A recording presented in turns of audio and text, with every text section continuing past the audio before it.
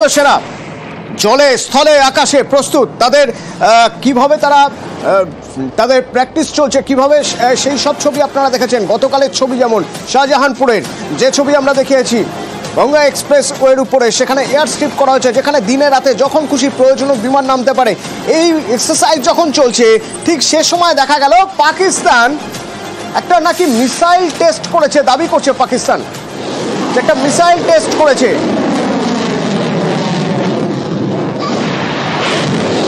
পাওয়া যায় এতদিন পর হঠাৎ করে দেখা গেল পাকিস্তান মিসাইল টেস্ট করছে এটা অবশ্য রুটিন টেস্ট বলেই তারা দাবি করছে কিন্তু আবার এরই মধ্যে দেখা যাচ্ছে পাকিস্তান রাষ্ট্রসংঘের কাছে গিয়ে আবেদন করছে আপনারা আসুন এসে দেখে যান যুদ্ধ থামান দ্বিচারিতা মৈত্রেয়ী এই দ্বিচারিতার কারণ কি মানে একেবারে দিশাহারা অবস্থা বলে মনে হচ্ছে দেখো স্বাভাবিক এই মুহূর্তে পাকিস্তান করেছে সেই পরিস্থিতিতে দাঁড়িয়ে তাদের একেবারে বলা চলে চাপের মুখে ঝুঁকি জেলার মতো অবস্থান দিকে তাদের নিজেদের নাগরিকদের কাছে এটা প্রমাণ করতে হবে যে পাকিস্তান যথেষ্ট শক্তিশালী এবং যারা সুরক্ষা বিশেষজ্ঞরা রয়েছেন এবং সেনা আধিকারিকদের সঙ্গে আমরা কথা বলছিলাম তারা বলছেন যে এটা কোথাও একটা যে যতটা না ভারতকে উস্কানোর চেষ্টা তার থেকে বেশি নিজেদের নাগরিকদের এটা বোঝানোর চেষ্টা যে তারা যথেষ্ট প্রিপেয়ার রয়েছেন কিন্তু আদতে তাদের যে কি অবস্থা সেটা তারা বাস্তবে জানেন এবং সেই কারণেই তারা ঝুঁকি নামিয়ে সরাসরি একেবারে ইউনাইটেড নেশনের দরবারে করেছেন এবং একবার নয় বারবার এই দ্বিতীয়বার তারা ইউনাইটেড নেশনসকে আবেদন জানালেন যেন ভারতের সঙ্গে তারা একেবারে তারা দ্বিপাক্ষিক বৈঠক করেন এবং বিপক্ষের যে টেনশন রয়েছে তাকে ডিএসকেলেট করতে তারা সহযোগিতা করেন এমনকি ভারতীয় সাবকন্টিনেন্টে এসে দুটো পরিস্থিতি খতিয়ে দেখার জন্য তারা অনুরোধ করেছেন এবং একই সঙ্গে অনুরোধ করেছিলেন ইউনাইটেড নেশনসের সিকিউরিটি কাউন্সিলের একই সঙ্গে যেন বৈঠক ডাকা হয় এবং সেখানে ভারত পাকিস্তানকে অগ্রাধিকার বসানো হয় তবে তারা একদিকে এটা প্রদান করার চেষ্টা করছে তাদের নিজেদের নাগরিকরা রয়েছে তাদের কাছে যে তারা ওয়েল প্রিপেয়ার্ড রয়েছে এবং অন্যদিকে তাদের যে বিষয়টা রয়েছে অর্থাৎ তারা যে আদতে প্রিপেয়ার্ড যে তারা সঙ্গে থাকো আরেকটা ডেভেলপমেন্ট আসছে আরো একটা গুরুত্বপূর্ণ খবর পাচ্ছি মৈত্রীর সঙ্গে থাকো এই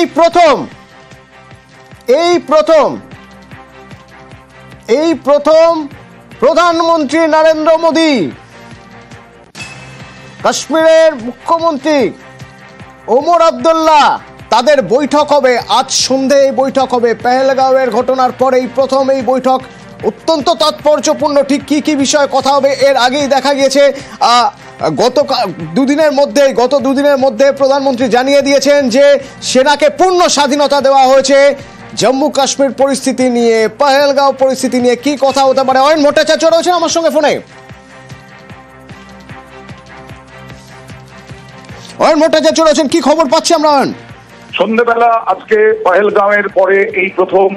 ওমর আব্দুল্লাহর সঙ্গে প্রধানমন্ত্রী বৈঠক করতে চলেছেন অর্থাৎ এর আগে ওমর আব্দুল্লাহ তোমার মনে আছে নিন্দা তো করেইছিলেন এবং নিজেদের শাসনের সময় যে এই ধরনের ঘটনা ঘটেছে তার জন্য দুঃখ প্রকাশও করেছিলেন ক্ষমাও চেয়েছিলেন আসলে দায়িত্ব তো ওমর আব্দুল্লাহর কিছুটা বর্তায়ও যেহেতু শাসক হিসেবে আছে এখানে প্রধানমন্ত্রীর সঙ্গে ওমর আব্দুল্লাহর কথা বলা মানে আমরা বুঝতেই পারছি যে আগামী দিনে এই কাশ্মীরে বিশেষ করে কাশ্মীরিদের নিরাপত্তা নিয়ে সেনাবাহিনীর তৎপরতা নিয়ে এই সবটা নিয়েই প্রধানমন্ত্রী ওমর আব্দুল্লাহর সঙ্গে বুঝে নিতে চান যে কোন কোন জায়গায় গাফিলতি আছে কি মনে করছেন ওমর আব্দুল্লাহ কোন কোন জায়গায় গাফিলতি ছিল এবং আগামী দিনে কোন কোন জায়গাগুলোতে আরো বেশি করে নিরাপত্তা দিতে হবে নিরাপত্তা রক্ষী বা সেনাবাহিনীর তৎপরতা বাড়াতে হবে এইটাই আগামী এই বৈঠকের উদ্দেশ্য বলেই মনে করা হচ্ছে ধন্যবাদ deputy news editor Ayan Bhattacharya আমার সঙ্গে ফোনে ছিল মৈত্রেয়ী রয়েছে পেহেলগাঁও থেকে মৈত্রেয়ী কাশ্মীরে পেহেলগাঁওয়ের ঘটনার পর থেকে টানা পেহেলগাঁওয়ে রয়েছে তুমি কাশ্মীরে রয়েছে কাশ্মীরের পরিস্থিতি তুমি দেখছো আজ যখন প্রধানমন্ত্রী নরেন্দ্র মোদীর সঙ্গে মুখ্যমন্ত্রী ওমর আব্দুল্লাহর কথা হবে বা বৈঠক হবে তোমার জায়গা থেকে গ্রাউন্ড সিচুয়েশনের জায়গা থেকে তুমি এটা কিভাবে দেখছো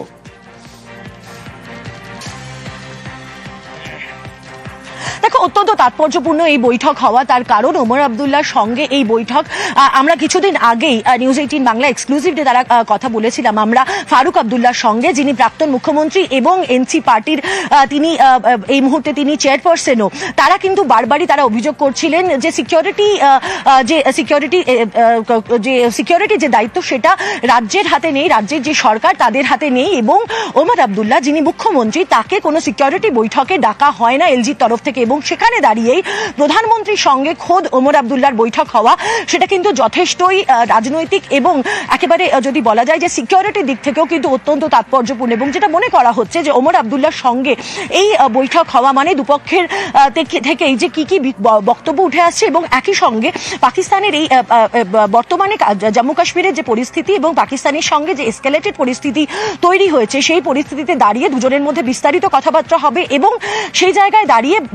একেবারে ভারত সরকারের তরফ থেকে কি ভাবা হচ্ছে সেই সমস্ত জিনিস সরাসরি জম্মু কাশ্মীরের মুখ্যমন্ত্রীকে জানানো হবে। এর আগে যখন বৈঠক ডাকা হয়েছিল একেবারে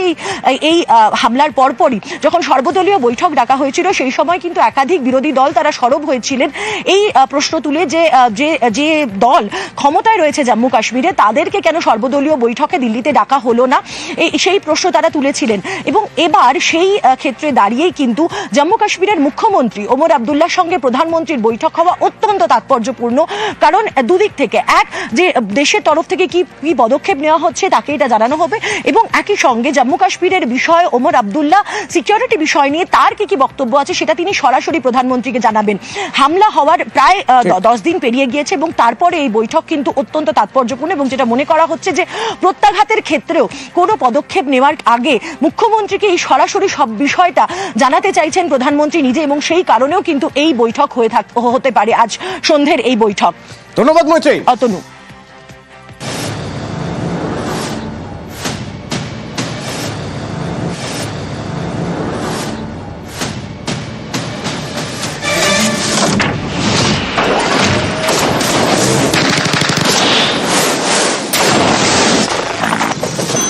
কাশ্মীর, কদিন আগেও পাক সেনা প্রধান এই কাশ্মীর প্রসঙ্গে বলতে গিয়ে বলেছিলেন কাশ্মীর নাকি পাকিস্তানের সবচেয়ে গুরুত্বপূর্ণ ধমনী যা গলার এখানে থাকে। তো সেই কাশ্মীরকে আগে পুরোপুরি নিশ্চিদ্র নিরাপত্তায় মুড়ে তারপরেই তো প্রত্যাঘাতে যেতে হবে, এবং সেই প্রত্যাঘাত শুধুমাত্র ব্যাটেল ফিল্ডে হবে না, সেই প্রত্যাঘাত হবে অর্থনৈতিকভাবে, বাণিজ্যিকভাবে।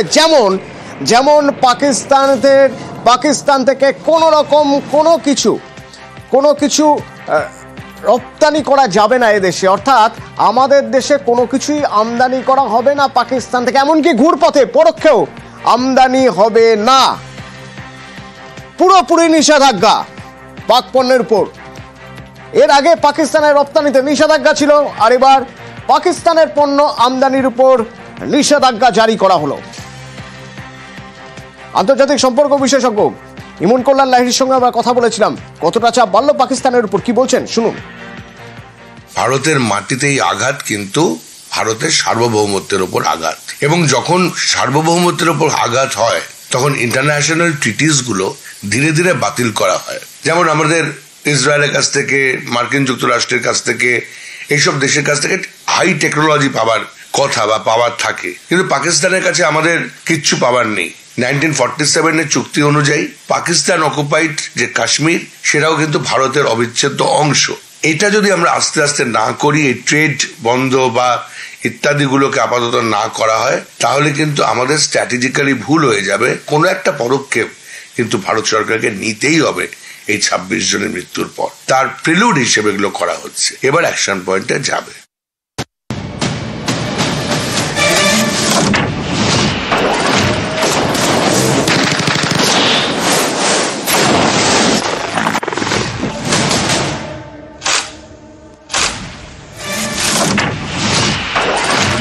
आजमाने की कोशिश की, फिर तो जवाब भी उतना ही प्रचंड मिलेगा। आतंकवाद को धूल समेत उखाड़ने का हमारा संकल्प है, और वो